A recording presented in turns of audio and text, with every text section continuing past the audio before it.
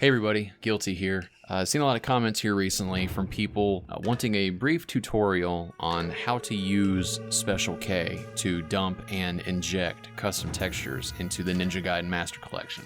So we'll go ahead and explore that, and hopefully by the end of it, you'll have an idea of the process. So this is assuming that you have Special K set up with the Ninja Gaiden Master Collection. There are instructions on how to get Special K set up with the MC, and I would just follow that. So obviously we're going to start service, we're going to make sure SK is running, and you don't have to launch the game from the injection front end. I just prefer it. So we're going to go ahead and try to launch Sigma, and we're going to get a VRAM error naturally, and we're going to try again, and here we go. So we have Reshade and we have Special K working here. Looks good. So to bring up the Special K interface, you're going to Control Shift Backspace, and this is what you're going to see, the Special K control panel. We're going to go to Render Mod Tools down here, and it's going to pull up this second window. Now, reflexively, I want to collapse the live shader and live memory view window because I have no idea what information that contains. So I'm just going to collapse this window, move it off to the side. Now we have a few options. This one I want to pay special attention to.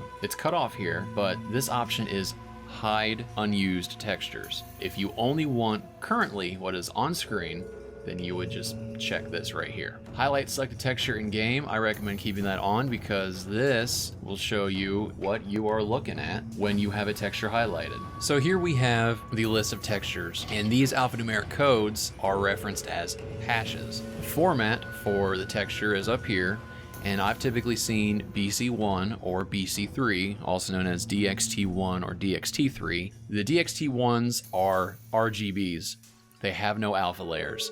The BC3s or the DXT3s do have an explicit alpha layer. So there's a transparency there that you have to consider if you're going to edit that texture in Photoshop or GIMP. Oh, also note that in order to scroll through this list, you do have the option of the wheel, but to go one at a time, you have to use the brackets, and you can only use the brackets if your mouse is hovering inside this window, and this tooltip does not seem to have an off feature, so it's always going to float in the way somewhere. So right here you're looking and you're like, what the hell is this? Is this a wall? What are these? Well, this is this up here. So here's a better example. Look at the roof right here. The roof is actually disappearing. It is flashing in and out of existence to sort of overly dramatize. This means that we actually have that wood texture highlighted. We don't have the specular map. We don't have the normal map. We actually have the diffuse texture selected. So we got a few more things here. Oh, this is the normal for the wraps on the forearms. So we'll just keep on going here.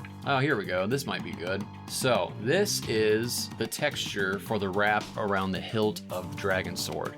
It says here BC3, which means there is a transparency layer in here. And if we turn off Reshade, we can kind of get a better look at it. If we don't have this texture, we would get the option to dump it here. But because I already have it and it's been injected, because it's custom, it's been injected in, the option we have is to reload it if for whatever reason it didn't load properly. So we need to find something that we haven't edited yet. And you see we have the option here to dump texture to disk or generate bitmaps. We're not going to mess with that right now, not until we learn a bit more about what we're doing here. All right, so here we have the Dragon Sword blade, but because of the way it's flashing, I can't quite tell. It's a DXT1, so this might actually be a diffuse texture. We can dump this, and we'll play around with it. We'll see what happens. Dump the texture to the disk. Now, if you don't know where your textures are being dumped, you're gonna go back to your control panel, browse texture assets under file. We're looking for injectable textures. No, we're looking for dumped textures for right now. It'll pull up the window that it's in. Here it is. The default should be documents, my mod, Special K profiles, the game that you're playing, Special K, dump textures, and then your game folder. And these are all the textures that I have dumped so far from Ninja Gaiden Sigma. And here is what we just dumped. This looks like the diffuse texture for the Dragon Sword. So we're gonna take this, we're gonna drag it into Photoshop.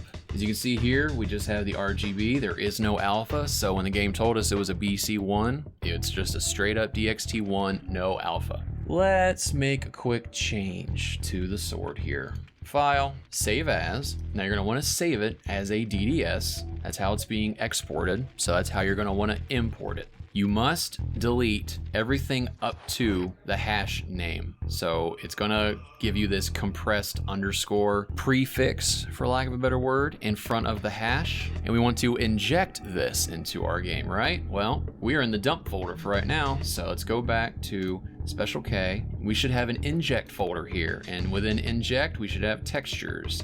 This is where you're going to dump all the textures that you want to push into your game. And make a note of the file type, it's txt1, so no alpha. Let's go back to our game. It's not gonna pull it when you have the game already running. So what we're gonna have to do is just exit the game. Now, as you can tell, it is not as red as what we made in Photoshop. That's a pretty deep red. You can go so far as to say that's blood red. But what we have here, well, that's a little pink, isn't it? We can check our work real fast.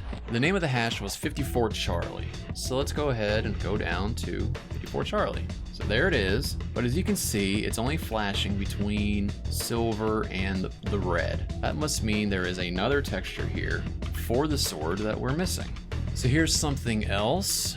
It's related to the sword, but again, look at the way it's flashing. It's actually flashing from light pink to the dark kind of red that we created in Photoshop. It's a BC3, so this must be the specular map that controls how light reflects off the sword. If we take this out, then you would have a flat red sword with no shine on it. As you can see, the shine changes depending on how you're looking at it. So this just about concludes that this is in fact the diffuse texture for the dragon sword. It's just that this texture, combined with the two specular maps, is what makes it appear this sort of bright pink as opposed to the deep reds that we were going for. We either make the diffuse texture deeper red, or we do something about the specular. Here we are, so let's dump this, and because we know that if we try to push that in, it ain't gonna work, we're gonna have to restart the game anyway. Change it. And as you can see down here, there is an alpha. That means DXT3. And if we go back to inject, just to make sure we did it right, there we go. Let's see what we have. And there we go.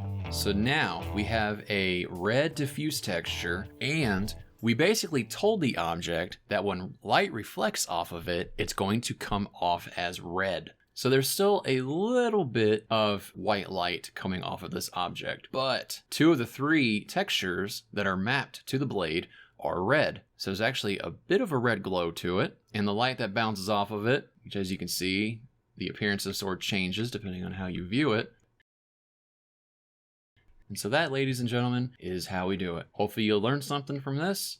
If you have any questions or comments, you know where to leave them. In the meantime, like, subscribe, tell your friends, go outside.